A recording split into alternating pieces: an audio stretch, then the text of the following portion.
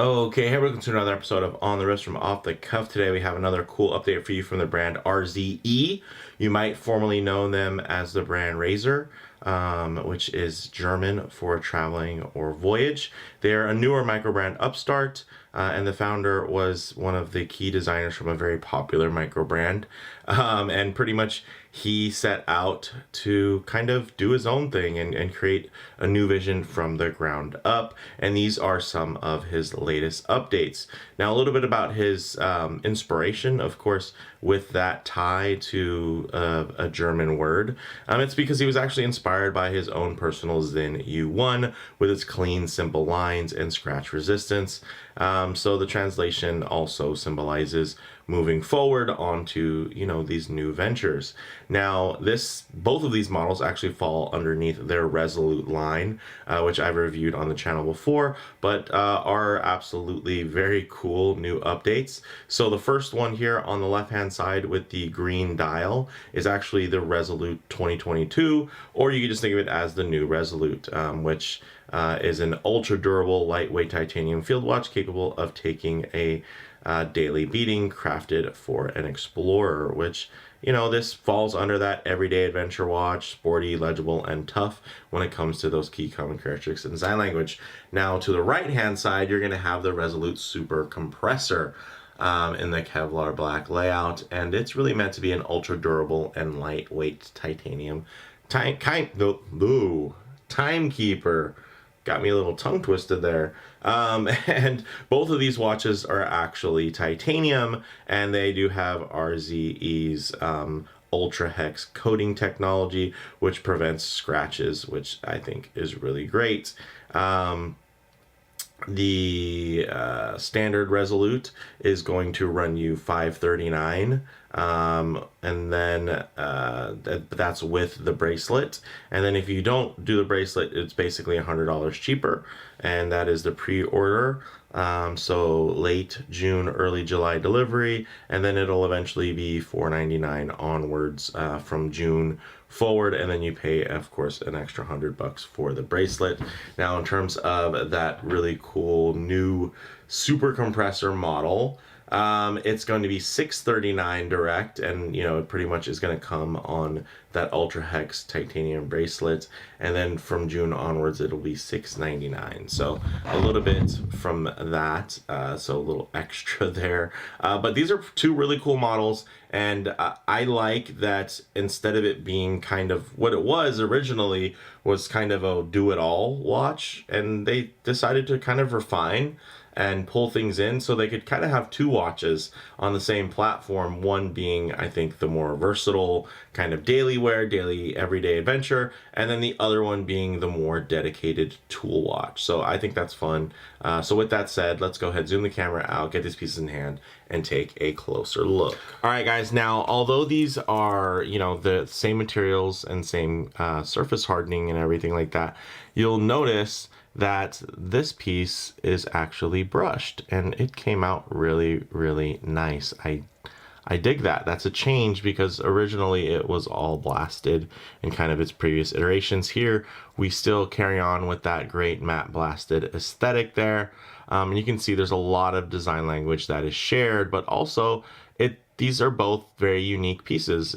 By no means is there any level of redundance. I feel like these do look different enough to where you could probably own them both, but depending on your style of watch, which you prefer, then you might lean towards either camp or maybe even look at something else from RZE. They also do have different clasps, as you can see here, just being that friction flip lock versus the push button flip lock, and then generally getting more room for the micro adjusts, etc. So very nice from that perspective, and you can see very similar in terms of the fit, but the finishes are equally executed well. But I do think that the brushed change here on this piece really just adds another layer of versatility, and it just feels a little bit more expensive versus, of course, like I have expensive matte blasted watches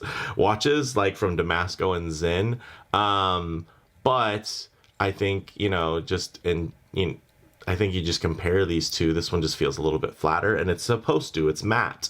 But there's something about this brushing that just, I think, adds just a little bit extra layer of, I guess refinement is probably the word I'm looking for. But yeah, these are very cool, very different, yet also very much the same. So first, let's check out this bad boy right here, get into some of the details.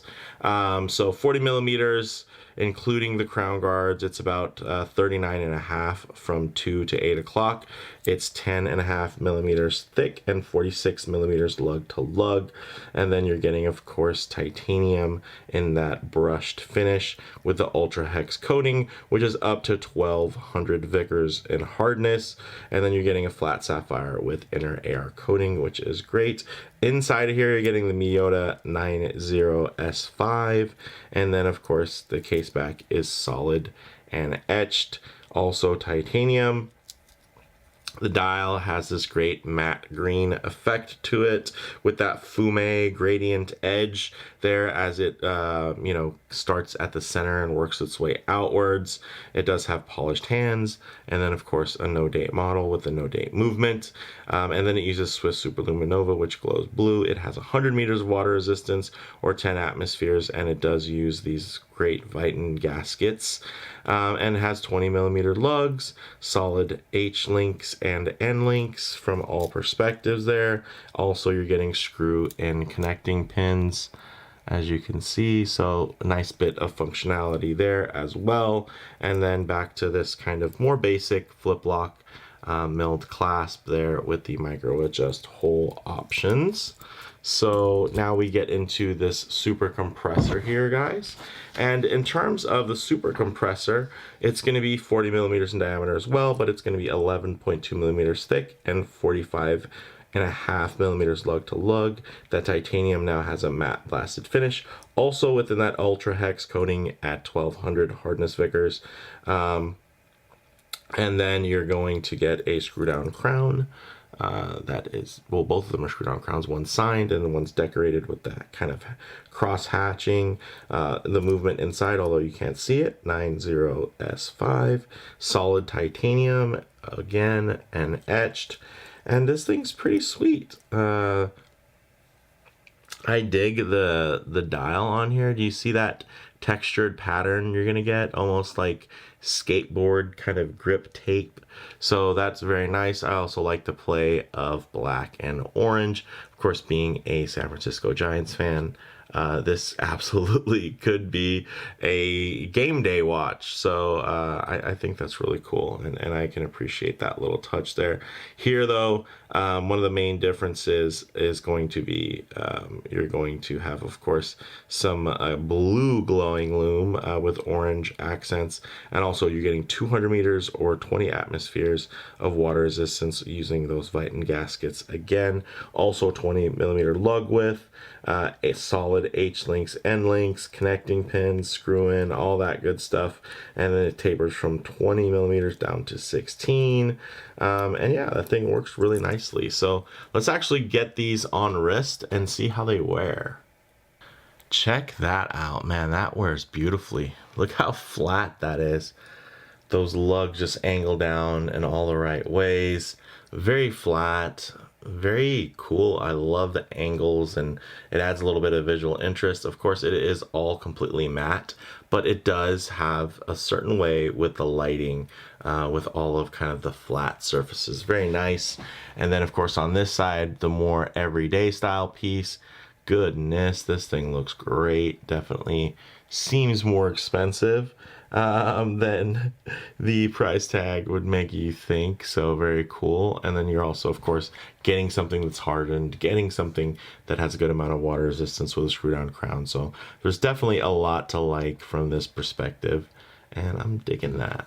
These things look really great, guys. Check out how flat they lay.